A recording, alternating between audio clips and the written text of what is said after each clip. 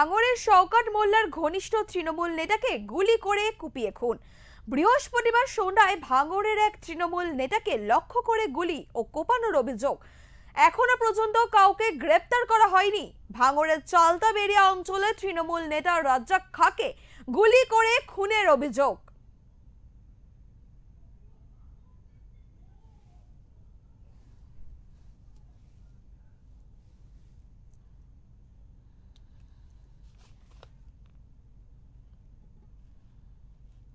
খুব ব্যস্ত তাড়াতাড়ি বল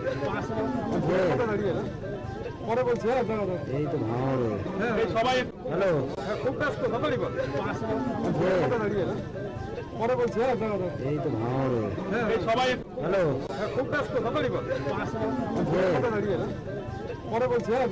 এই তো ভালো সবাই হ্যালো গাড়িতে আমরা আগে চলে গেছি, ইনি লাস্টে দেখাচ্ছি খবর পাচ্ছি যে ডেড হয়ে গেছে, পড়ে আছে। এসে দেখছি যে গুলি হয়েছে আর 3টে কোপ আছে। কি অবস্থা আপনারা দেখেন না। এর নাম কি? রাজ্জাক খান, আমাদের মামু সম্পর্কে, আমাদের পাড়ার। খুব ভালো মানুষ, খুব ভালো মানুষ। কতক্ষণ আগে ঘটেছে? আরে আমরা একটু খবর পেয়েছি, এসে দেখছি পড়ে আছে। ছুটে এসে দেখছি পড়ে আছে।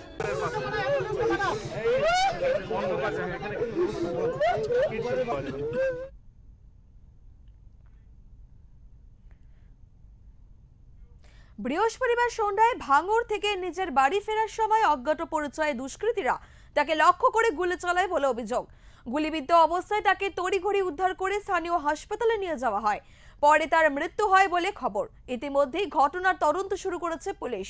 রাজ্জাক খাঁ তৃণমূল কংগ্রেসের একজন সক্রিয় নেতা এবং তিনি ক্যানিং পূর্ব বিধানসভার কেন্দ্রের বিধায়ক শওকত মোল্লার ঘনিষ্ঠ বলেও তৃণমূল সূত্রে জানা গিয়েছে।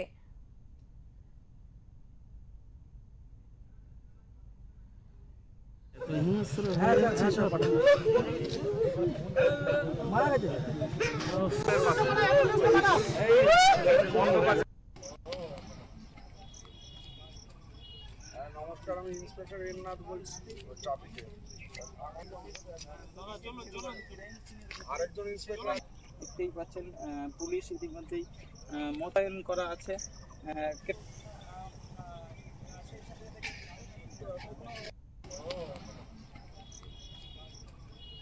নমস্কার, আমি ইন্সপেক্টর এননাথ বলছি ট্রাফিকে।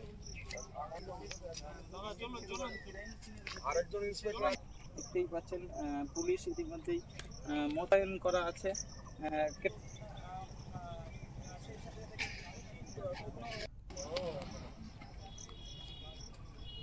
নমস্কার, আমি ইন্সপেক্টর এননাথ বলছি ট্রাফিকে। আরেকজন ইন্সপেক্টর দেখতেই পাচ্ছেন পুলিশ ইতিমধ্যেই মোতায়েন করা আছে।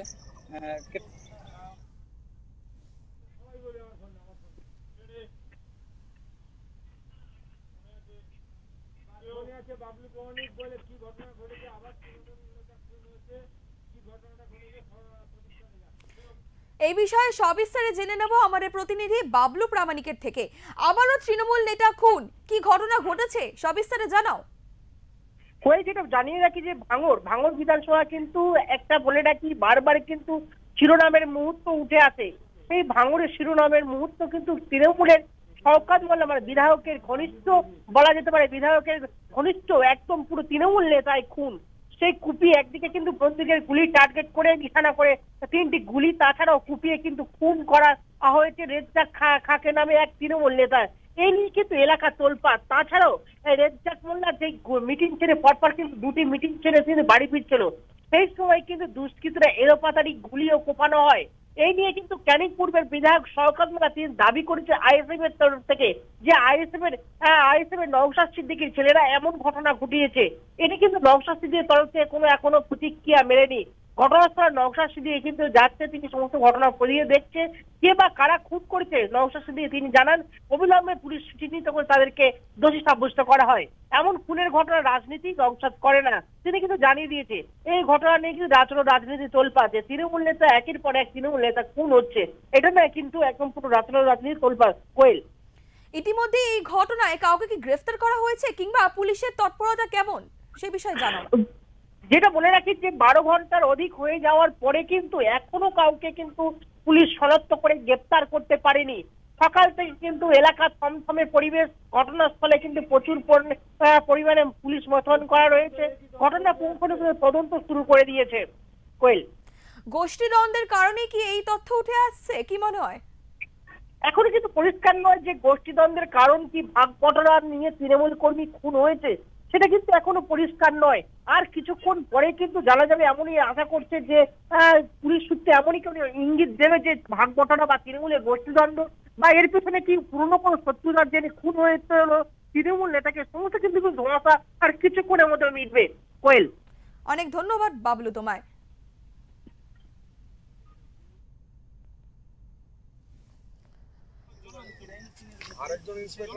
দেখতেই পাচ্ছেন পুলিশ ইতিমধ্যেই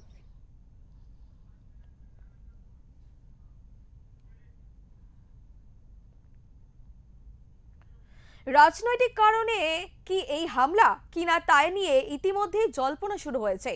ঘটনার পর এলাকায় ব্যাপক উত্তেজনা ছড়িয়েছে। স্থানীয় তৃণমূল কর্মী সমর্থকেরা দোষীদের গ্রেপ্তারের দাবিতে রাস্তায় নেমেছেন। তৃণমূলের একাংশের দাবি এটা পরিকল্পিত হামলা। রাজ্জাক খান দীর্ঘদিন ধরেই এলাকায় দলের সংগঠনের কাজ করতেন।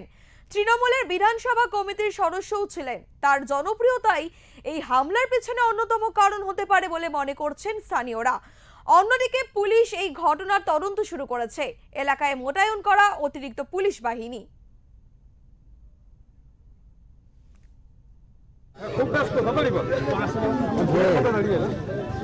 আসলাম ওরা বাড়ি যাচ্ছিল, ও আমারটা বাড়ি যাচ্ছিল, আইএসএফ এর দুষ্কৃতীরা ওই কুপিয়ে খুন করে দিয়েছে। গুলি করা হয়েছে, গুলিও করেছে, চোখ মেরেছে, কুপিয়েছে প্লাস গুলি করেছে। মারা গিয়েছে সব সম্পূর্ণ নওশাদের উস্কানি হচ্ছে। কে মারা গিয়েছে তার নাম রাজ্জাক খান এই অঞ্চলের সভাপতি, আপনার দলের তিনি হল আমাদের সভাপতি।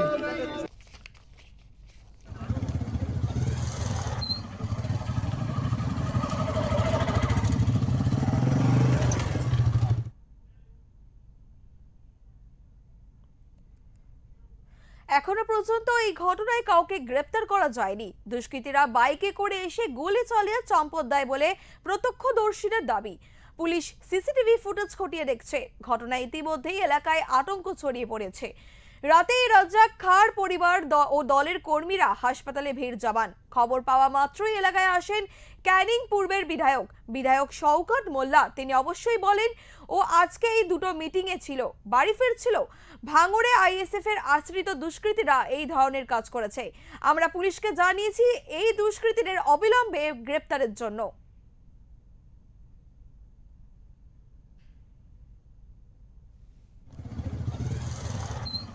আমাদের বিধানসভা কমিটির সদস্য, আমাদের স্ট্রং লিডার, আইএসএফ আশ্রিত সমাজ বিরোধীরা এটা সম্পূর্ণ নওশাদ সিদ্দিকীর মদতে আজকে তাকে নৃশংসভাবে গুলি করে এবং তাকে কুপিয়ে খুন করা হয়েছে। ও বিকাল থেকে আমাদের দুটো মিটিং অ্যাটেন্ড করেছে, মিটিং করে ও বাড়ি ফিরছিল।